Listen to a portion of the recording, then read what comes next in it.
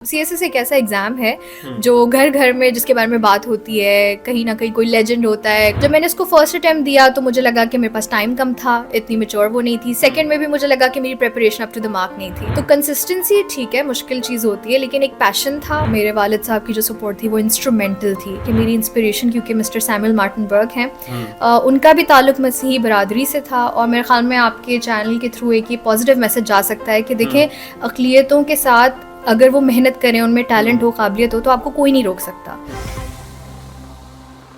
अस्सलाम वालेकुम। GNN plus के साथ आपका मेज़बान आतिश शरीफ आपकी खिदमत में हाजिर है। आज आपकी मुलाकात करवाने जा रहे हैं पाकिस्तान की एक ऐसी बाहिम्मत लड़की से जिन्होंने 6 साल मुसलसल CSS का टेस्ट दिया और बिलाखिर हिम्मत ना हारी और CSS को क्लियर किया। मेरे साथ अरूसा मौजूद है। Aroosa, thank you so much. Aroosa, सबसे पहले तो ये मुझे बताइएगा, CSS टेस्ट का माइंड में कहाँ से आया, कैसे इसका वो स्टेप उठाया, 6 साल मेहनत की, बिलाखिर CSS में कामयाब हुई, कैसे कामयाबी हासिल की, कितनी मेहनत? सीएसएस एक ऐसा एग्ज़ाम है जो घर घर में जिसके बारे में बात होती है, कहीं ना कहीं कोई लेजेंड होता है, कोई स्टोरी मशहूर होती है, कोई इंस्पिरेशनल स्टोरी होती है।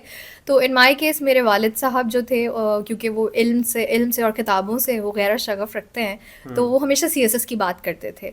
और फिर ऐसा भी हुआ कि एक नैरो डाउन हमारे पास इंस्पिरेशन थी, मिस्टर सैमुअल मार्टिनबर्ग। तो वो क्योंकि मेरी निस्बत भी वहाँ से है, तो वहाँ से एक सफ़र का और एक थॉट मेरे दिमाग में बेसिकली उन्होंने, कहते हैं ना, बीज बो दिया। तो वो मेरे बैक ऑफ द माइंड थी। तो मैं अपनी तालीमी सफ़र वैसे तो जैसे नॉर्मल स्टूडेंट्स करते हैं कि ग्रेजुएट कर लूँ मैं, डिग्री हो, लेकिन कहीं ना कहीं बैक ऑफ द माइंड था कि some day I will attempt the exam, और अगर मेरी काबिलियत इतनी हो तो मैं इसको पास कर लूँ। अच्छा, मुझे ये भी बताइएगा, 6 साल आपने जो है इस पे स्ट्रगल की, 6 साल के बाद कामयाबी मिली, कितनी मेहनत करना पड़ी इस पे और कितने टेस्ट दिए इन 6 सालों में? देखिए, इस तरह था कि जब मैं ग्रेजुएट हुई तो उस टाइम पे तो मेरे दिमाग में था मैं एट मैक्स 2 अटेम्प्ट्स दूंगी, क्योंकि मुझे लगता था कि अगर मैं 2 अटेम्प्ट्स में ना दे सकूं तो मे बी ये मेरे लिए नहीं है। लेकिन ऑफ कोर्स एक चीज़ आप सोचते हैं और एक चीज़ फिर प्रैक्टिकली होती है। कहते हैं ना कि there is no better way to solve something rather than to just start with it. तो CSS भी ऐसा ही है। जब मैंने इसको फर्स्ट अटेम्प्ट दिया तो मुझे लगा कि मेरे पास टाइम कम था, इतनी मेच्योर वो नहीं थी। सेकंड में भी मुझे लगा कि मेरी preparation up to the mark नहीं थी। फिर मैंने अच्छा खासा टाइम लिया, तो इस वजह से ये सफ़र तवील हो गया। लेकिन कहीं ना कहीं I was not satisfied enough, या मुझे लगता था कि मैं इसके क्राइटेरिया को मीट नहीं कर रही, and there is still something, कोई ऐसा गैप है, मार्जिन है मेरी तैयारी में जो मैं मीट कर सकती हूँ। तो मे बी वो जब अब सब तक मेरी बात पहुँच रही है, स्टोरी ये पहुँच रही है, तो उनको लग रहा है कि 6 साल तो कंसिस्टेंसी ठीक है, मुश्किल चीज़ होती है, लेकिन एक पैशन था और एक ये था कि मैं देखती थी अपने अंदर कि क्या मैं इम्प्रूव कर सकती हूँ। तो इस वजह से मैं इस सफ़र पे रही, और ऐसा ही हुआ कि फिर एट द एंड मैंने मे बी वो सारे टिक बॉक्सेस चेक कर लिए होंगे कि आई सक्सीडेड। अच्छा, मुझे ये भी बताइएगा, क्योंकि जब हम देखते हैं कि एक स्टूडेंट जब एक एग्ज़ाम में फ़ेल होता है तो दिल बर्दाश्त होता है, उसे लगता है नहीं, मुझे अब बस कर देनी चाहिए। आपने अगेन एंड अगेन ट्राई किया, अगेन अगेन जो है उसके पीछे लगी रही। तो इस सब के पीछे जो क्रेडिट है वो किसका है? किसकी ज़्यादा मोटिवेशन थी आपकी तरफ? कौन आपको ज़्यादा पुश करता था कि नहीं अरूसा, तुम ये कर सकती हो? तो इसके बैक पे कौन था? अच्छा, अब देखिए, ये सवाल ऐसा है कि अगर एक बैकबोन फिगर मैं कहूँ तो वैसे भी लड़कियों के लिए तो उनके वालिद साहब होते हैं। मेरी स्टोरी भी कोई मुख्तलिफ नहीं है। मेरे वालिद साहब की जो सपोर्ट थी वो इंस्ट्रूमेंटल थी, लेकिन उसके अलावा भी इतने सारे सपोर्टिंग फिगर्स थे। मेरी अम्मी, मेरे बहन भाई, मेरे चाचू ख़ास तौर पे, वो एक बहुत ही पॉजिटिव इंसान है। तो ऐसा भी वक्त था, जैसे आपने कहा कि स्टूडेंट्स दिल बर्दाश्ता बिल्कुल होते हैं, स्पेशली मैं हाई अचीविंग स्टूडेंट थी। मैं अगर एडमिट करूँ तो CSS से पहले मैं हमेशा से टॉपर रही थी। मैट्रिक, इंटरमीडिएट में मेरिट मीट करती थी। NAD में मैं मेरिट पे एडमिशन हुआ था मेरा। लेकिन CSS में मुझे भी एक टाइम आया कि मैं मे बी कुछ कर रही हूँ जो ठीक नहीं है, या मेरी काबिलियत इतनी नहीं है।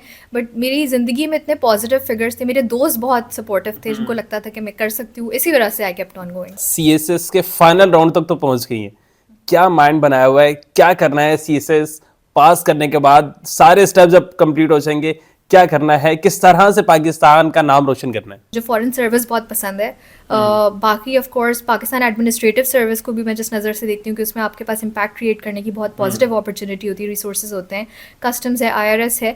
लेकिन एक पसंदीदगी फॉरेन सर्विस से, और जिस तरह मैंने बताया कि मेरी इंस्पिरेशन क्योंकि मिस्टर सैमुअल मार्टिनबर्ग हैं, उनका भी ताल्लुक मसीही बरादरी से था। और मेरे ख्याल में आपके चैनल के थ्रू एक ये पॉजिटिव मैसेज जा सकता है कि देखें, अक़लियतों के साथ अगर वो मेहनत करें, उनमें टैलेंट हो, काबिलियत हो, तो आपको कोई नहीं रोक सकता।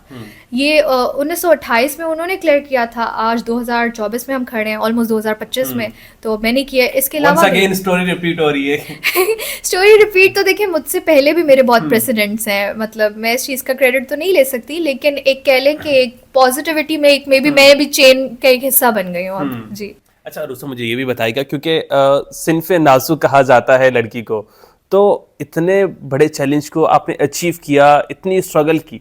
बहुत सारी लड़कियां इस वक्त आपको स्क्रीन पर देख रही होंगी जो CSS करना चाहती हैं, मगर उनको कोई पाथ नहीं मिल रहा होता, वो यहाँ फेल हो जाते हैं एक दफ़ा तो वो हिम्मत हार जाते हैं। उनके लिए क्या मैसेज है लास्ट में? देखिए, सिन्फ़े नाज़ुक मैं एग्री करती हूँ कि टिपिकली एक एसोसिएटेड वर्ड है, लेकिन ऐसा भी है कि अगर अल्लाह ताला की ज़ात ने हमें खातून बनाया है, तो हमें कुछ एक्स्ट्रा ऑर्डिनरी, मुझे लगता है हमारी जो है इमोशनल कैपेबिलिटीज़ भी होती हैं, और हम उनको क्यों ना बरोकार लाएं रादर देन फोकसिंग कि हमारी क्या वीकनेसेस हैं। बाकी देखें, जो आपने बात की माशरती लेवल पे, उस पर माशरे के उस पे सतह पे, तो ये है कि गर्ल्स को फैसिलिटेशन की ज़रूरत होती है, और ये बात हर किसी को एक्नॉलेज करना चाहिए रादर देन उनको कि इसकी एक हिंड्रेंस बना दी जाए कि वो कहीं नहीं पहुंच सकें। मेरे पास वो लोग थे, मौजूद थे, मेरा सपोर्ट सिस्टम था, जिन्होंने मेरे लिए ये पॉसिबल बनाया। तो उन लड़कियों के इर्द गिर्द भी या तो कोई उनके वालिदैन में से कोई हो, या कोई अच्छे एक दो दोस्त भी हों जो उनकी इस तरह से फैसिलिटेट कर सकें, तो आप देखेंगे कि ये सिन्फ़े नाज़ुक किस तरह सिन्फ़े आहन बन के आपको दिखा सकती हैं।